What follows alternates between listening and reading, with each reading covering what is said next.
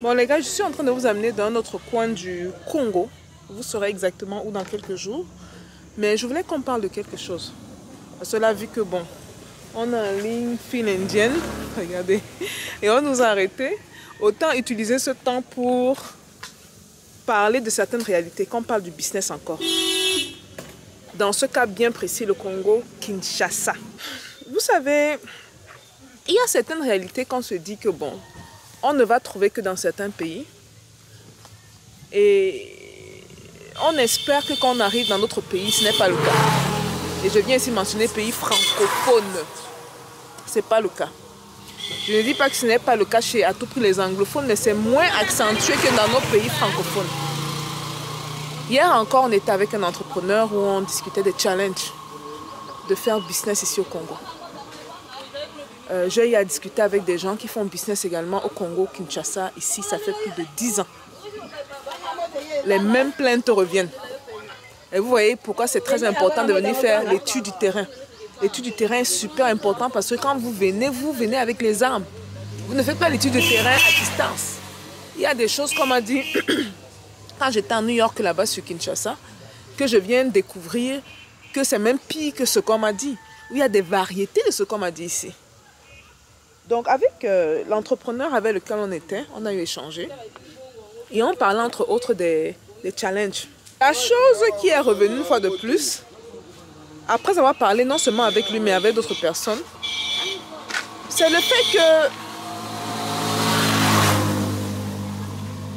le Congolais en général, c'est quelqu'un qui veut que les choses soient faites. Je vous prends un exemple. Je viens parler de business ici. Nous, on vient de l'extérieur.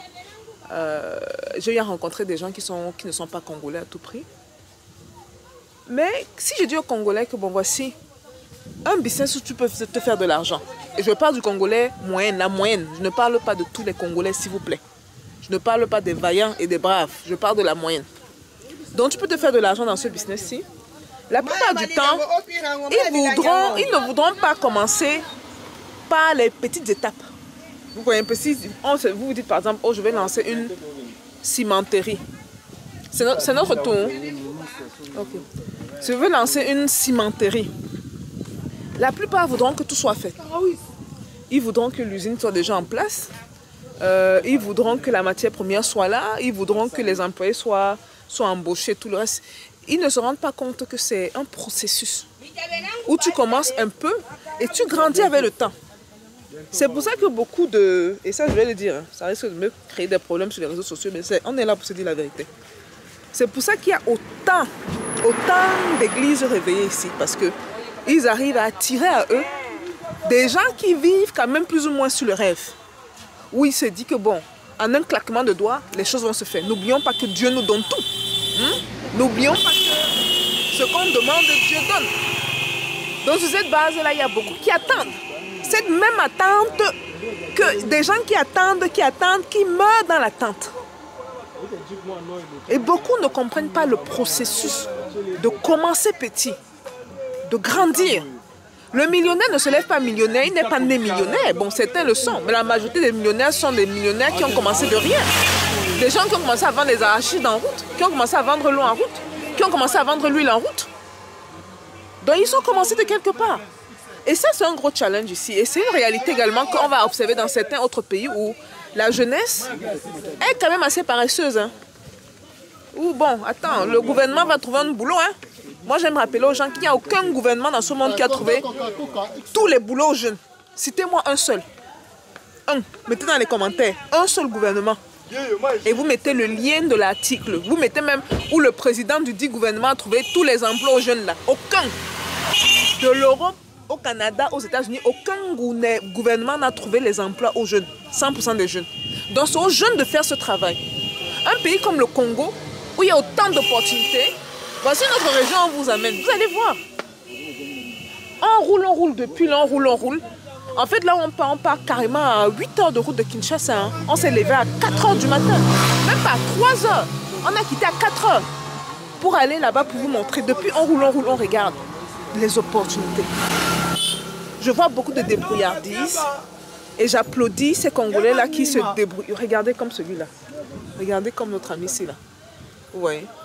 Lui, il fait, je pense, en l'essence. Je pense qu'il doit prendre l'essence quelque part et venir revendre ici. On apprécie la débrouillardise, mais parfois, il faut aller au-delà de ça. Parce que ce n'est pas normal que les Libanais viennent, deviennent millionnaires en 2 ans. Quand tu es Congolais, tu es là, tu te vois pour les opportunités. L'Indien vient se faire l'argent. Et toi, tu es là. Le pire même, c'est ceux qui ne font rien. Ils ont les bras croisés où ils boivent toute la journée. Et ils sont là à perpétrer l'image du Congolais qui secoue les reins chaque jour. C'est pas bon. C'est pas bon. Le potentiel est énorme, regardez. Le potentiel est énorme, les gars. Donc il y a ça. Il y a autre chose aussi. Le sérieux. Le manque de sérieux. Vous savez, j'ai fait cette vidéo au Cameroun. J'ai fait cette vidéo au Cameroun où on était supposé aller dans un magasin. On a fait le tour de 2-3 magasins. Sur les portes, ils disent ouvrez, ouverture, heure d'ouverture, 9h. De 9h à 17h. On arrivait à 9h, c'était fermé. 9h30, on allait quelque part d'autre, c'était fermé. Ils ont mis où ouvre à 9h. C'est là que j'ai pris ma caméra, j'ai fait la vidéo. On n'a pas dit quoi sur les réseaux sociaux. Oh, elle vient parler au code de travail. Oh, les gens de la diaspora là. Vous comprenez qu'en réalité d'ici là. Nous, on est nés, on a grandi ici là. Nés, grandi en Afrique. Ici là. Mais on dit, le manque de sérieux des Africains. Ça, c'est partout. Que ce soit au Cameroun, que ce soit en Côte d'Ivoire, que ce soit au Togo, que ce soit, nous voici maintenant au Congo. Je dis que partout. Manque de sérieux. L'entrepreneur avec qui je parlais disait que si tu penses que tu es de la diaspora, tu dis que tu viens ouvrir ton business, tu tentes de ne même pas être là. Écoutez, hein, tu tentes de ne même pas être là 10% du temps. On dit 10% du temps. Je vous dis même pas 50% du temps. Ton business va à l'eau. À l'eau. Zéro. Point rien comme ça bêtement. Donc il y a un gros manque de sérieux. C'est un problème qui revient. Qui revient de manière répétitive. Et pour moi, ça me fait comprendre certains points. Je vais dégager 3 points bien précis si ça me fait comprendre. Parce que ce n'est pas normal qu'on fasse autant de pays en Afrique et on ne trouve pas les jeunes sérieux. On veut des gens qui veulent la facilité. L'argent, là, vite, vite. Ils veulent vite faire les choses. Ils veulent vite avoir l'argent. C'est pour ça que vous voyez les gens tremper dans les choses bizarres. Va tuer tel, tu as tel argent. Dans la fémanie, l'argent facile. Dans les trucs occultes, la facilité, le gain de la facilité. N'oubliez pas, quand vous semez quelque chose, vous recevez quelque chose en retour. Ils n'ont toujours pas ouvert l'affaire là, c'est pas possible. Ça fait 1 heure on attend ici, hein, les gars, 1 heure. Vous dites qu'on part à 8 heures de temps de Kinshasa. C'est pas possible. Si c'est qu'au Cameroun, on dit que oh, tu dois être quand même là la moitié du temps. Ici au Congo, si tu n'es pas là au moins 90% du temps, les employés vont commencer à s'appeler boss, patron. L'argent que tu envoies va devenir leur argent. Ok, et ils se disent que bon, on a l'équivalent du bambou comme ça aux États-Unis où il y a l'arbre, l'argent. Quand on dit bon, grande soeur, on a besoin de, je sais pas, 10 000 pour payer tel équipement. Tu dis bon, attendez, je vais dans mon arbre, hein, à New York là-bas. Tu cueilles. Voilà, 1 000 $, 2 000, 10 000 $, tu envoies. C'est ça qu'ils se disent en Afrique. Maki. Dans la plupart des pays. Le manque de sérieux des gens. Je vous ai dit que les milliardaires ici en Afrique cherchent les personnes sérieuses avec qui travailler. Donc si vous voulez vous différencier en termes de différenciation, ne soyez même pas un génie de la tech ou de, je sais pas, les trucs vous voyez, vous dites que non, ingénieux en quelque chose. Soyez sérieux. Si vous êtes sérieux, ces gens-là seront prêts à investir sur vous, à vous donner la formation nécessaire pour que vous deveniez la personne qui recherche depuis ces années. Des milliardaires en dollars, entendez-moi bien, se sont plaints plusieurs fois. Il n'y a pas de personnes sérieuses avec qui travailler. Il n'y a pas de personnes sérieuses avec qui travailler. Si vous voulez donc être au milieu de tout ce que vous devez faire, devenez sérieux. Je l'ai dit comme ça en blaguant, mais très souvent on a des témoignages sous la chaîne. Allez lire ce que les gens disent. Ce que les gens pensent, ce que les gens disent. Il y a des témoignages sur la chaîne. Stéphanie, j'ai suivi ce conseil de toi ou ce petit truc de toi. J'ai implémenté. Regarde, j'étais à 1 000 € le mois. J'ai dépassé la barre de 5 000 €. J'ai dépassé la barre de 10 000 €. Il faut écouter et appliquer. Au-delà de juste écouter. Écouter et appliquer. C'est extrêmement important.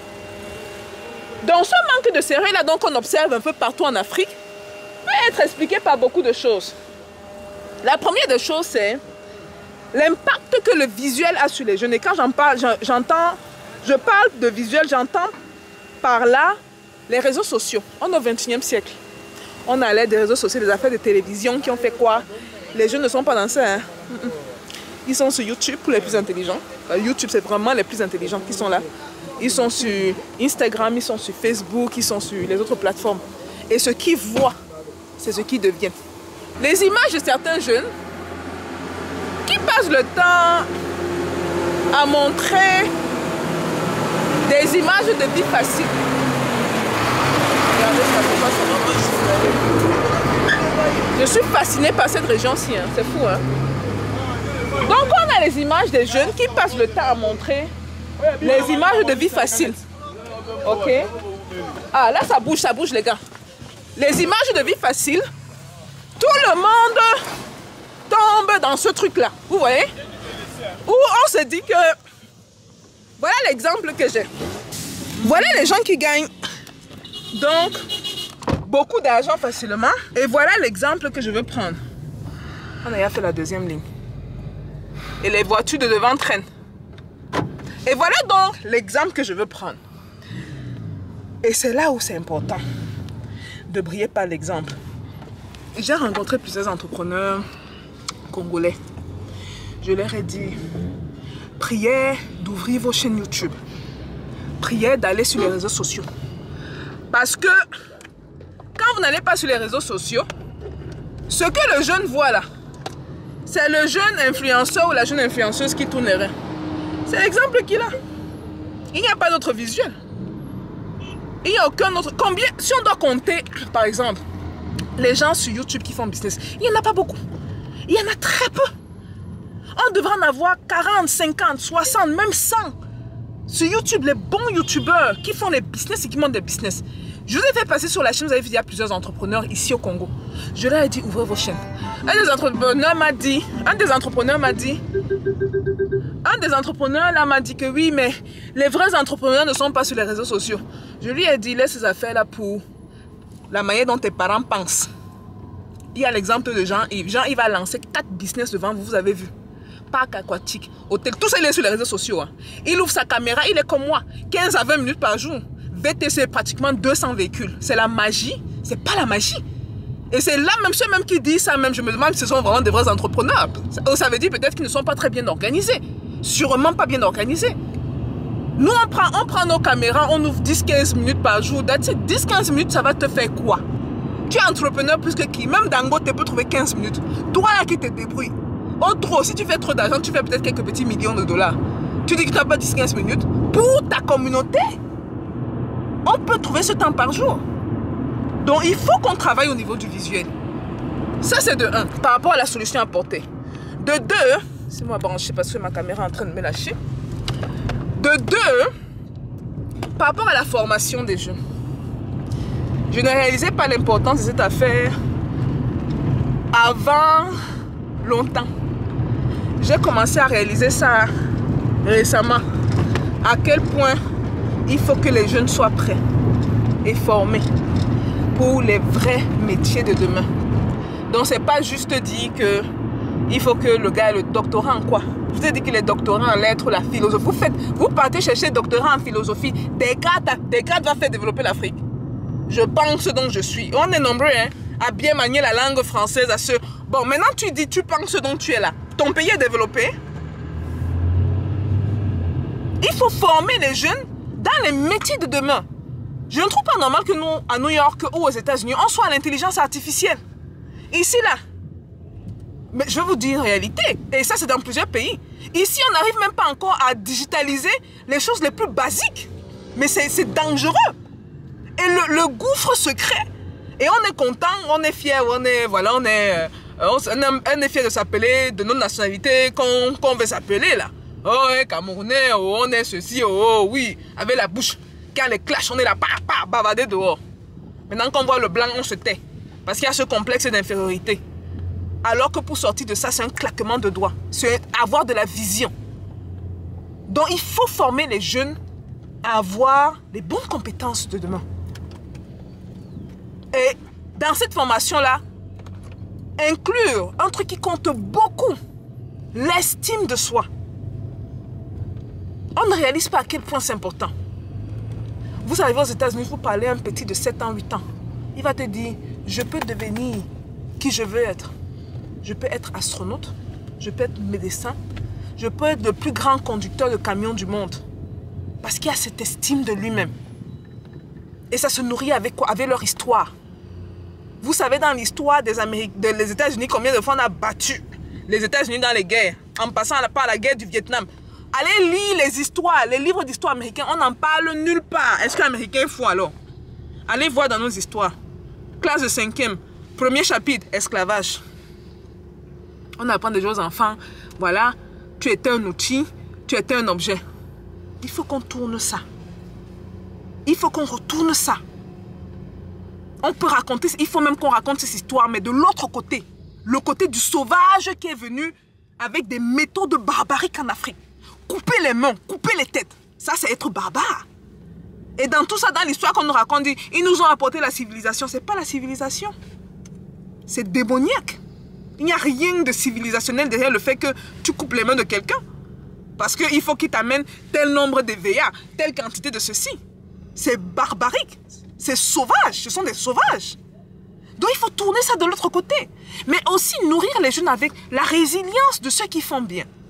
Et moi, je l'ai dit, depuis que je suis sur les réseaux sociaux, je l'ai dit, je le tape depuis, j'en arrête pas de crier dans les oreilles des gens. Sortez de l'ombre. Sortez de l'ombre. Ceux qui font bien, on a besoin de plus vous voir.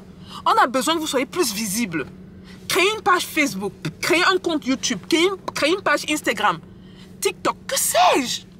Mais sortez de l'ombre et racontez votre histoire, c'est votre histoire.